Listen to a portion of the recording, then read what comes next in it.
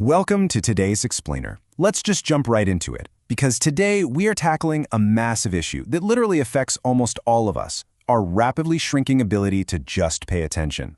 But look, we're not just going to complain about the problem here. We're going to break down the exact science of modern distraction and, more importantly, give you highly actionable, scientifically backed solutions to get your concentration back. So, if your brain is constantly jumping from one tab to the next, you are definitely in the right place. Let's get into it. Actually, I want to kick things off by testing your focus right here, right now. I'm going to rapidly list 7 completely random words. Listen closely. You ready? Apple, train, market, banana, school, camera, garden. Okay, time's up. Quick, what was the word right before garden? And for a much bigger challenge, can you recite all 7 of those words backward? Okay, let's look at the results. The word right before garden was camera. Now, honestly, a lot of you probably got that one right, because that's just your basic short-term memory kicking in. But reciting the whole list backward? Yeah, studies show that only about 10% of people can actually pull that off on the spot. Why is that? Well, because recalling information in reverse order takes a really high level of active, sustained focus. It's a cognitive muscle, and for most of us these days, that muscle has gotten incredibly weak.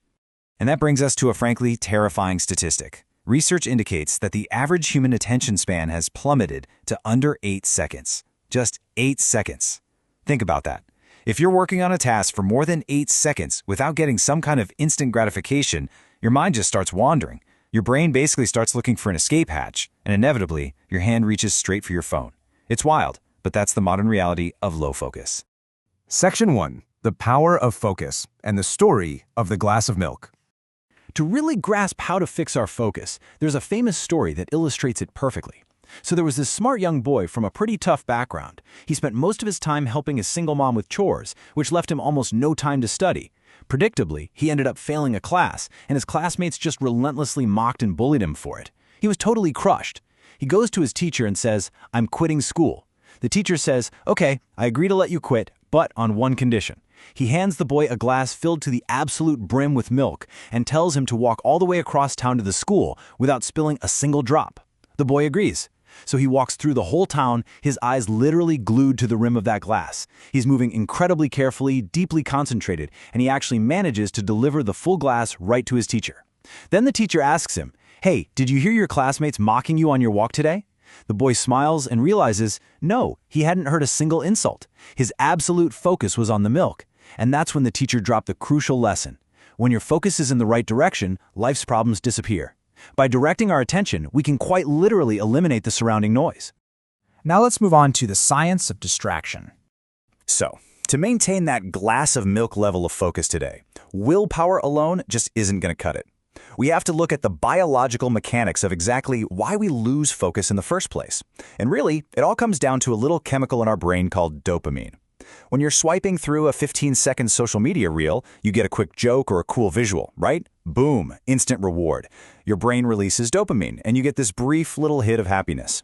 But when you actually sit down to study or do deep work, well, there's no immediate chemical reward there.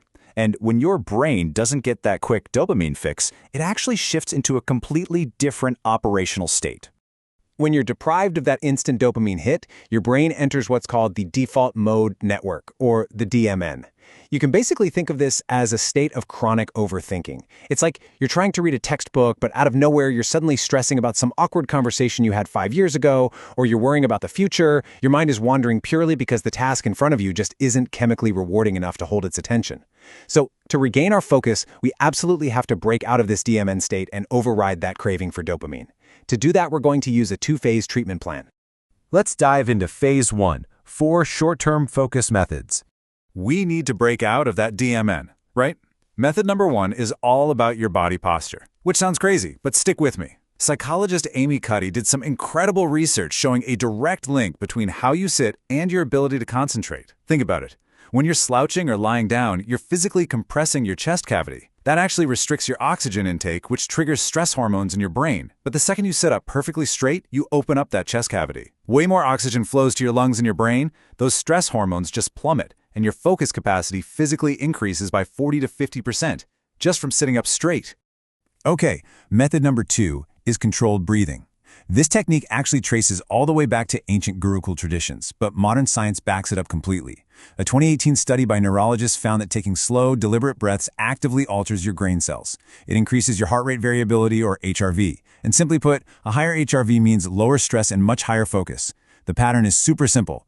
Inhale slowly for 4 seconds, hold it just for a quick moment, and then exhale smoothly for 6 seconds. If you do this just a few times right before starting a tough task, you are literally priming your brain for deep work. Moving on to method number 3, the 60-second eye lock and environmental cleanse.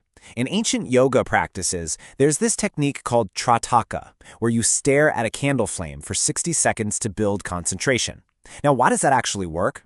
It's because our eyes physically dictate exactly where our mental focus goes.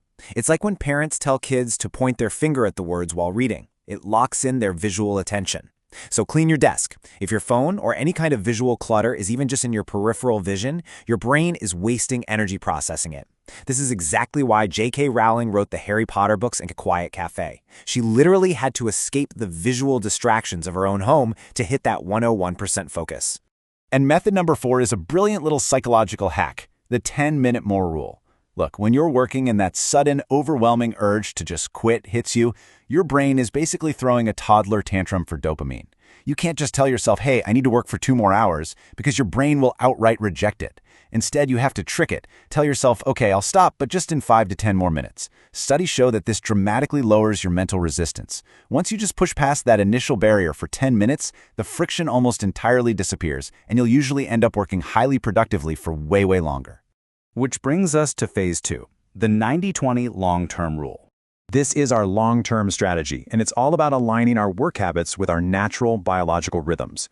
So human beings naturally operate on 90-minute sleep cycles, right? From light sleep to deep sleep to REM sleep. Well, research shows our waking focus operates on that exact same 90-minute biological clock. When you sit down at 0 minutes, it takes time to ramp up. By 15 minutes, you're really getting in the zone. By 60 minutes, your focus peaks and naturally starts to drop. And by the 90-minute mark, your focus is biologically depleted. It's done. If you try to push past 90 minutes without a break, you aren't really working anymore. You were just pretending to work. You absolutely must stop at 90 minutes and give yourself a full 20-minute break to recharge the brain's focus reserves before you even attempt to start the next cycle. So we've covered the science of the dopamine trap, those instant hacks of posture, breathing, visual locking, and tricking the brain, plus the ultimate 90-20 biological rule. Now it is time to put this into practice. If your focus is currently scattered by 1,000 digital voices right now, what single, massive distraction are you going to remove from your environment right now for your very first 90-minute cycle? Seriously, take the phone, put it in another room, fix your posture right now, take a deep breath. It is time to take your attention span back. Thanks so much for joining me on this explainer, and I'll catch you next time.